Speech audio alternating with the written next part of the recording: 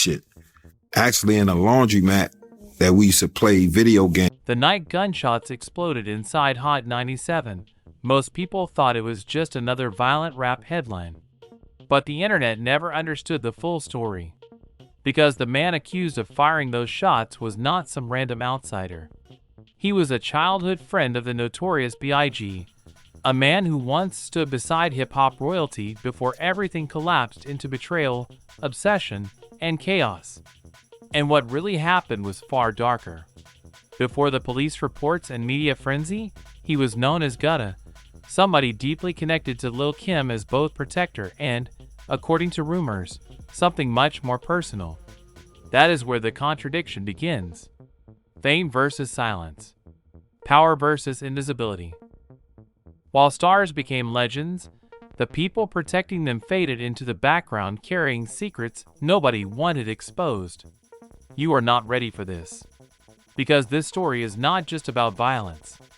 It is about loyalty turning into resentment, grief mutating into anger, and an entire industry pretending not to notice the pressure building behind the scenes. Stay till the end because this gets worse. Brooklyn in the early 1990s did not create soft people.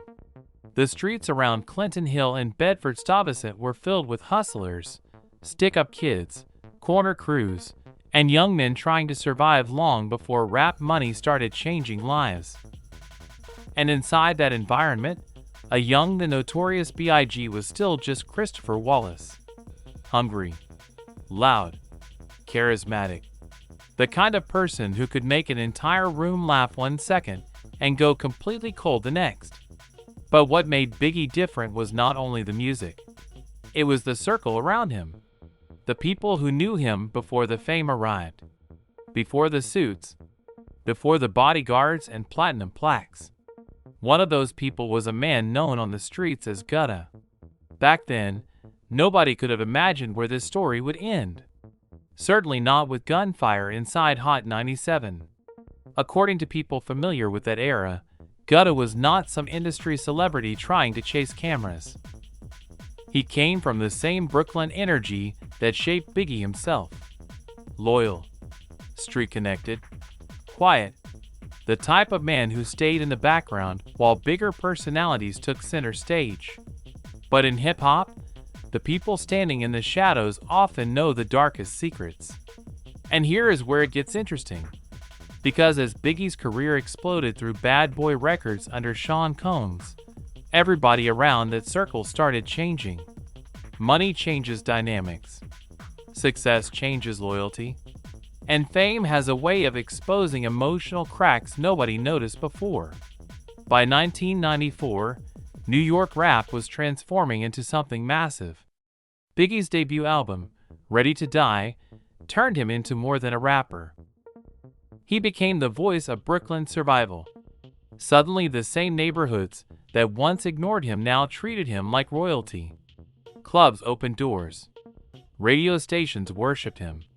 Record executives saw millions of dollars attached to his name. But while the spotlight followed Biggie everywhere, people close to him were still navigating dangerous realities behind the scenes. That included Lil' Kim.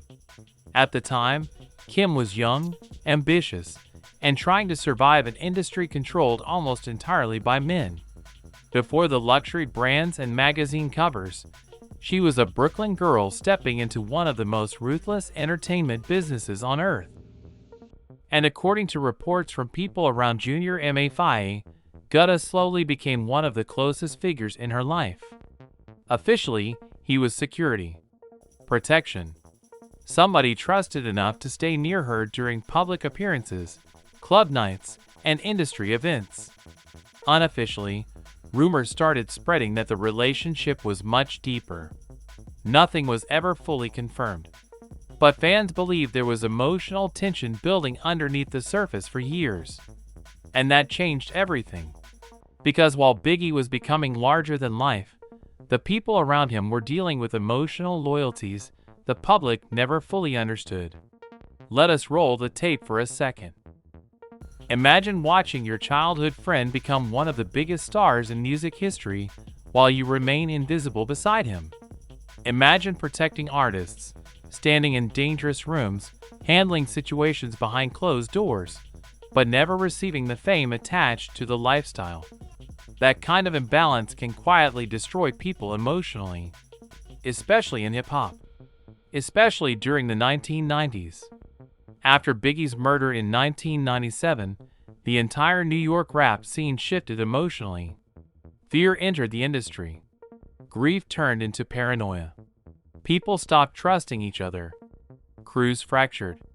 Old friendships became complicated overnight. And according to people close to the situation, Kim was devastated in ways the public never fully saw.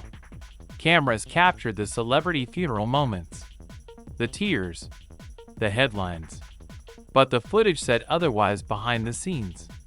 People around Bad Boy reportedly became more guarded, more suspicious, more isolated, and somewhere inside that emotional chaos, Gutta remained close.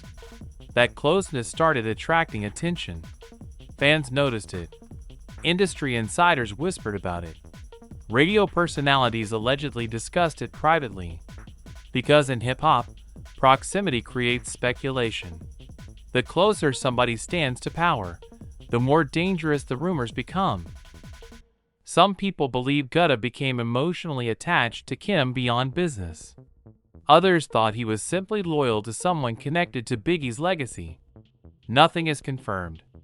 But one thing became undeniable: the emotional tension surrounding that circle kept growing year after year. And the scary part is, almost nobody publicly addressed it at the time. They just read the room and stayed quiet. But silence inside the music industry usually means something bigger is happening underneath. By the early 2000s, the energy around Lil' Kim had completely changed. She was no longer just the young rapper standing beside the notorious Big in old Junior MA5 photos. Now she was a superstar carrying her own empire. Expensive jewelry, fashion campaigns, award shows, magazine covers. But behind the glamour, the pressure surrounding her world was becoming dangerous. Because fame inside hip-hop does not erase street politics. It magnifies them. And according to people around New York radio and industry circles, tensions had already been building quietly for years. The problem was loyalty. Everybody around Kim seemed to have a different idea of what loyalty meant after Biggie's death. Some people stayed attached to protect his legacy. Others allegedly stayed close because power was shifting and money was flowing differently now. Relationships became harder to read. Conversations became political. Even friendships started feeling transactional. And in environments like that, paranoia spreads fast. Especially when old emotions never fully heal. Gutta was still moving through that world quietly. Still around. Still close. But the deeper Kim's celebrity status grew, the more public attention started landing on the people surrounding her. Fans noticed who entered clubs with her. Radio personalities discussed her inner circle. Gossip columns pushed rumors harder every year. Some people believed there was romantic tension between Kim and Gutta. Others thought he was simply somebody she trusted after losing Biggie. Nothing was confirmed publicly. But whispers inside the industry were becoming louder. And here is where it gets darker. At the same time, New York hip-hop radio was entering one of its most aggressive eras. Hot 97 was no longer just a station playing rap music. It had become the center of rap culture itself. Careers could explode there. Reputations could collapse there. DJs, personalities, and interviews started shaping public narratives in real time. One disrespectful comment on air could turn into a citywide feud overnight. Read the room. That environment created pressure nobody could fully control. Around this period, tensions reportedly started growing between Kim's camp and certain radio personalities connected to Hot 97. According to reports, there were disputes involving favoritism, disrespect, and behind-the-scenes politics surrounding artists connected to Bad Boy Records and rival movements in New York. Fans watching from the outside only saw celebrity drama. But people inside the industry allegedly felt something much more serious developing underneath. Because radio in New York was power. And power creates enemies. Meanwhile, Kim herself was entering a complicated stage emotionally and professionally. Her image was evolving. Her legal problems were increasing. Rivalries with other female rappers were becoming more public. The media treated every appearance like controversy waiting to happen. Interviews became tense. Headlines became crueler. Some fans supported her fiercely, while others claimed her career was becoming unstable. Social media was not fully dominant yet, but gossip culture was exploding online through forums, blogs, and radio recaps. Rumors traveled faster than facts, and every rumor attached itself to the people closest to her. That included Gutta. Some people allegedly viewed him as fiercely loyal. Others saw him as emotionally invested in ways that crossed professional lines. Nobody truly knew. But according to stories repeated in New York circles for years, emotions inside Kim's camp were becoming unpredictable. Old grief, jealousy, financial pressure, street reputation, industry humiliation. It all started mixing together into something volatile. And the scary thing about volatile situations is that they usually look normal right before they explode. Then came the feud involving Curtis Sliwa and comments allegedly made on Hot 97 that angered people connected to Kim's camp. The details remain disputed depending on who tells the story. Some reports claim there was ongoing disrespect toward Kim on air. Others believe tensions were tied to larger industry conflicts happening behind the scenes. Nothing is completely confirmed. But one thing became obvious. Emotions were no longer staying private. Everybody started picking sides. And once radio personalities become involved in rap conflicts, the situation changes completely. Because microphones can amplify tension faster than guns. A rumor repeated enough times becomes accepted as truth. A joke becomes humiliation. A public insult becomes revenge fuel. Let us roll the tape carefully here. Imagine carrying years of unresolved grief from Biggie's death. Imagine watching the industry profit from his legacy, while people close to him slowly disappear into the background. Imagine standing beside Kim through public chaos, while hearing constant speculation about your relationship with her. Then add media pressure, public disrespect, industry whispers, street expectations. That emotional mixture can become dangerous fast. By the time tensions reached their peak, some insiders reportedly felt disaster was inevitable. The atmosphere around certain radio appearances and public interactions had become too emotional, too public, too reckless. But nobody fully stepped in to calm things down. Maybe they underestimated how serious things had become. Maybe they thought it was just another rap industry argument. The footage said otherwise. Because beneath the celebrity gossip and radio politics, something much heavier was forming behind closed doors. And once anger starts mixing with humiliation in hip-hop culture, people stop thinking about consequences. They start thinking about making statements. And that is exactly when everything spiraled toward the night that would change New York radio history forever. February 2001. New York City was freezing, tense, and emotionally exhausted from years of rap industry violence. The shiny era of late 1990s hip-hop still looked glamorous on television, but underneath the jewelry and award shows, paranoia was everywhere. Artists moved with heavy security. Crews distrusted each other. Radio stations had become battlegrounds where insults carried real consequences. And inside Hot 97, people were about to witness one of the most shocking moments in rap media history. The scary part is, some insiders later claimed the warning signs were already there. That day, according to reports, tensions connected to Lil' Kim and members of her circle had reached dangerous levels. Rumors, disrespect, and emotional frustration had allegedly been boiling for months. Certain radio personalities were accused of making comments that angered people around Kim's camp. Some believed lines had been crossed publicly. Others thought emotions were simply spiraling out of control behind closed doors. Nothing fully prepared people for what happened next. Gunshots erupted inside the station. Chaos instantly swallowed the building. Employees ducked for cover. Hallways emptied in panic. People screamed and ran while confusion spread across New York media within minutes. According to reports, more than 20 shots were allegedly fired during the incident. Suddenly, this was no longer rap gossip or celebrity tension. This was national news. And social media, or at least the early internet version of it, went insane. Message boards exploded overnight. Radio callers flooded stations with theories. Hip-hop forums treated the story like a war update. Everybody wanted to know the same thing.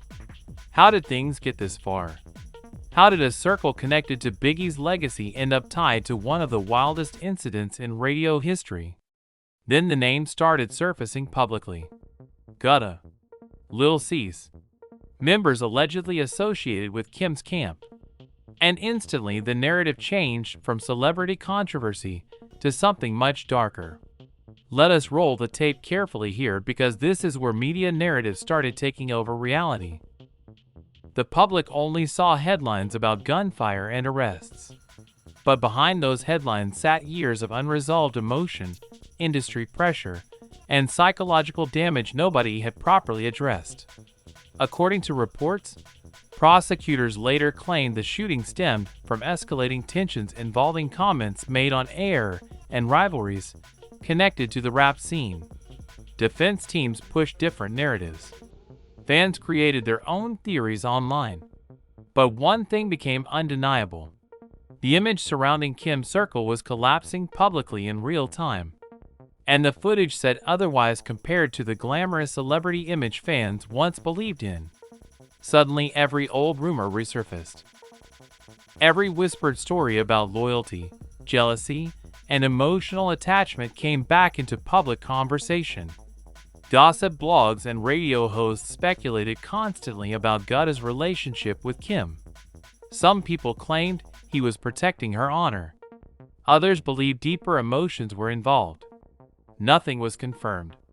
But the internet treated speculation like fact, and that changed everything emotionally for everybody involved. Because once public perception shifts in hip-hop, it almost never shifts back completely. Meanwhile, Kim herself was pulled into an exhausting legal and media nightmare. Cameras followed her everywhere. Interviewers pushed uncomfortable questions. Headlines painted her as either a victim of chaos or somebody dangerously connected to it. There was barely any middle ground. And through all of this, the shadow of the notorious Big still hovered over the story like a ghost nobody could escape. That is what made the entire situation feel tragic. Because years earlier, this same circle represented friendship, ambition, and Brooklyn survival. Now it represented courtrooms, violence, and public humiliation. Fans who once celebrated Junior MA5 videos were now watching legal updates on television. The emotional transformation was brutal. And here is where it gets even more unsettling. Some people close to the culture believe the industry quietly enjoyed the chaos. Controversy generated ratings. Radio stations profited from drama. Gossip platforms exploded with traffic. Everybody wanted access to the story, while simultaneously condemning it publicly. I am just the messenger. But that contradiction sat at the center of early 2000s hip-hop media. Pain became entertainment. The legal fallout grew heavier with every passing month. According to reports, investigations expanded and testimonies became central to the case. Friendships reportedly fractured under pressure. Loyalty was tested in ways nobody expected. Some individuals allegedly felt abandoned, while others claimed they were protecting themselves legally. Read the room. That kind of pressure destroys people emotionally. especially when prison time enters the conversation. Kim's eventual legal troubles connected to testimony and court proceedings became another media firestorm entirely. Public sympathy started dividing. Some fans believed she was unfairly targeted because of her celebrity status.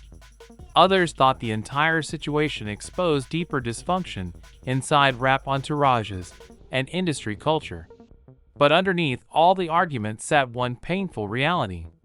Biggie was gone, and the people left behind were unraveling publicly without him. That emotional detail changed how many old-school fans viewed the entire tragedy. Because if you trace the timeline backward, so much of this story connects to unresolved grief after 1997. The losses, the paranoia, the need for protection, the obsession with loyalty. It all kept building layer after layer until the pressure finally exploded inside a radio station.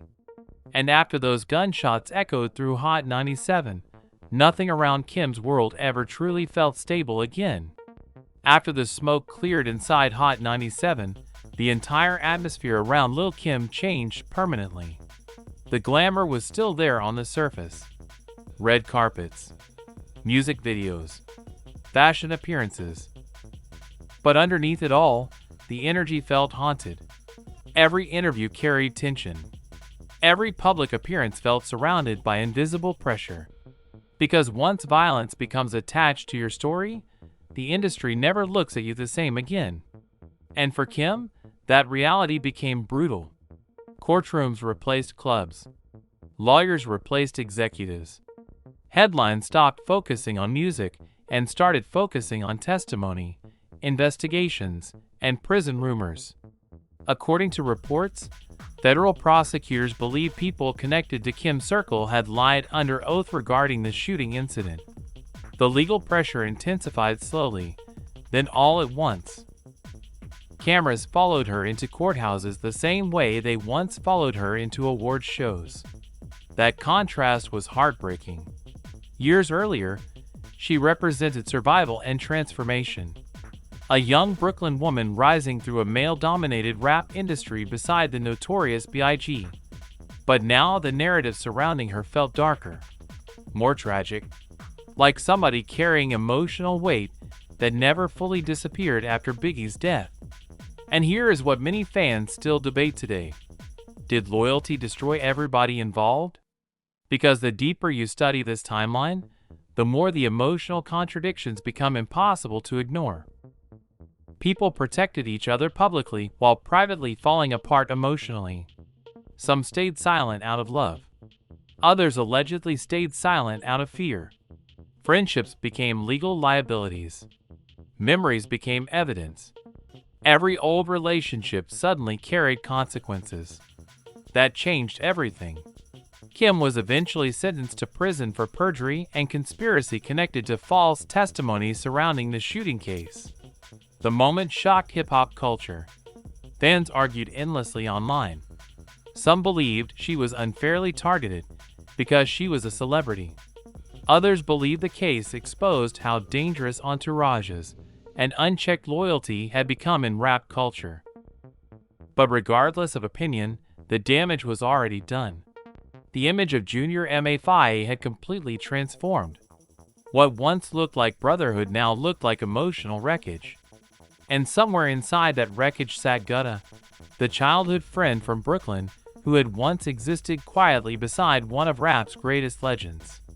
After the shooting fallout, his name became attached to one of the most infamous incidents in radio history. Depending on who tells the story, he was either fiercely loyal or dangerously consumed by emotions that spiral beyond control. Maybe both. Nothing is fully black and white in stories like this. That is what makes them so disturbing. Because when people talk about hip-hop history, they usually focus on stars, platinum albums, awards, legendary songs. But they rarely focus on the emotional casualties orbiting around fame. The protectors, the childhood friends, the people standing just outside the spotlight carrying invisible psychological pressure year after year. Gutta represented that invisible side of hip-hop culture, the side where proximity to fame becomes emotionally dangerous. And according to people familiar with those years, many relationships inside that world never truly recovered after the shooting case and prison fallout. Trust disappeared. Public perception hardened. Industry executives allegedly distanced themselves quietly, while cameras moved on to newer stories and newer scandals. But Brooklyn never forgot. Old-school fans still revisit interviews, courtroom details, and rumors trying to understand what really happened emotionally behind the scenes. Some believe unresolved grief over Biggie's murder created years of instability nobody properly dealt with. Others think fame simply magnified personal tensions that were already there from the beginning. And maybe that is the real tragedy. Because if you pulled a file on this entire timeline from the start, the warning signs were always present. Young men growing up in violent environments. Sudden fame arriving too fast. Emotional trauma buried underneath success. Public pressure replacing private healing. An industry making millions from chaos while pretending shock whenever things exploded publicly. Read the room. This was never just a shooting story.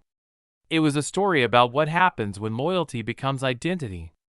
About people who spent so much time protecting legends that they slowly lost themselves in the process. Even today, the internet still debates the rumors surrounding Kim and Gutta. Some fans believe their relationship was deeper than the public ever knew. Others think gossip culture exaggerated everything for headlines. Nothing has ever been fully confirmed. But the mystery itself became part of hip-hop mythology. And maybe that uncertainty is why this story still feels so chilling decades later. Because there are no clean endings here. Biggie is gone. Kim's legacy remains complicated but undeniable. Hot 97 survived the chaos. And the people caught in the middle became permanent symbols of how quickly hip-hop fame can turn into emotional collapse. That contradiction still hangs over the culture today. Success versus destruction. Brotherhood versus isolation. Fame versus invisibility. And somewhere in the middle of all those unanswered questions sits one haunting reality the industry rarely talks about openly.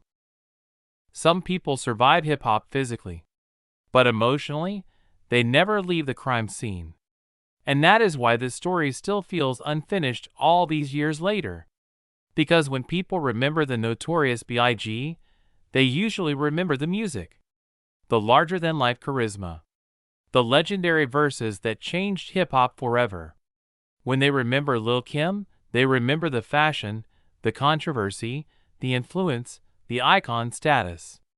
But hidden underneath those headlines is a darker story about loyalty, grief, and the emotional damage left behind when fame collides with real street trauma. And maybe that is the part the internet never fully understood. Because this was never just about 20 shots inside Hot 97. It was about years of pressure building silently behind closed doors. Friendships becoming obligations. Protection turning into obsession. People carrying pain they never properly healed from after Biggie's death. And once that pressure exploded publicly, everybody involved was changed forever. Some lost freedom. Some lost reputations. Some lost peace permanently. And even now, decades later, fans still argue over what really happened behind the scenes. Was it loyalty taken too far? Was it emotional manipulation? Was it unresolved grief destroying everybody connected to that era? Or was the industry itself quietly feeding the chaos while pretending to condemn it publicly? What do you think really happened? Drop your thoughts in the comments because this story still divides hip-hop fans to this day. And if you want more deep stories uncovering the hidden side of rap history, betrayal, industry politics, and the moments the culture tries to forget, hit like, subscribe, and turn notifications on. Because the deeper you dig into hip-hop history, the darker the truth usually becomes.